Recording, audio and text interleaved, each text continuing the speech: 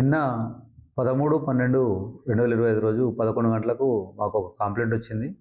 కవిత అనే ఆమె కంప్లైంట్ ఇచ్చింది. దాని సారాంశం ఏమంటే, ఆమె భర్త రత్నయ్య ఉదయాన్నే 5:30 గంటలకు పొలం వద్దకు పాల కోసం వెళ్తున్న క్రమంలో ఏదో గుర్తులేని వాహనం గుద్దడం వల్ల అతను చనిపోయినట్టుగా మాకు కంప్లైంట్ వచ్చింది. దాని మీద మేము కేసు నమోదు చేసుకొని విచారణ చేయడం జరిగింది.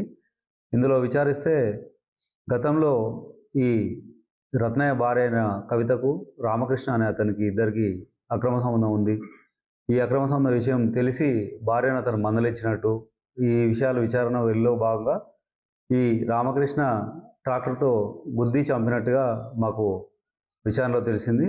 దాంట్లో రత్నయ్య భార్య కూడా అతనికి సహకరించి వాళ్ళ అక్రమ సంబంధానికి ఈయన అడ్డం వస్తున్నానని చెప్పేసి కారణంతో అతని అడ్డు తొలగించుకోవాలని చెప్పేసి ఉద్దేశంతో అతను పథకం ప్రకారంగా వాళ్ళ బావమరిది ఇప్పాయిపల్లి వాళ్ళ బావమరిది దగ్గర నుంచి ట్రాక్టర్ తెచ్చుకొని ఆ ట్రాక్టర్తోని ఉదయాన్నే ఈ రత్నయ్య పాలకు వెళ్తున్న క్రమంలో ఈయన ట్రాక్టర్తో వెళ్ళి అతన్ని గుద్ది చంపినట్టుగా మాకు విచారణలో తెలిసింది.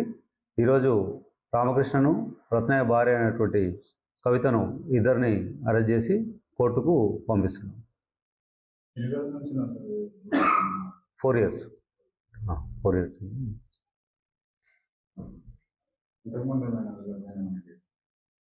విచారణలు ఇప్పటివరకైతే ఏం లేవు. అసలైన తొలి వెలుగు. ఫాలో వాట్సాప్ @తొలి వెలుగు అఫీషియల్.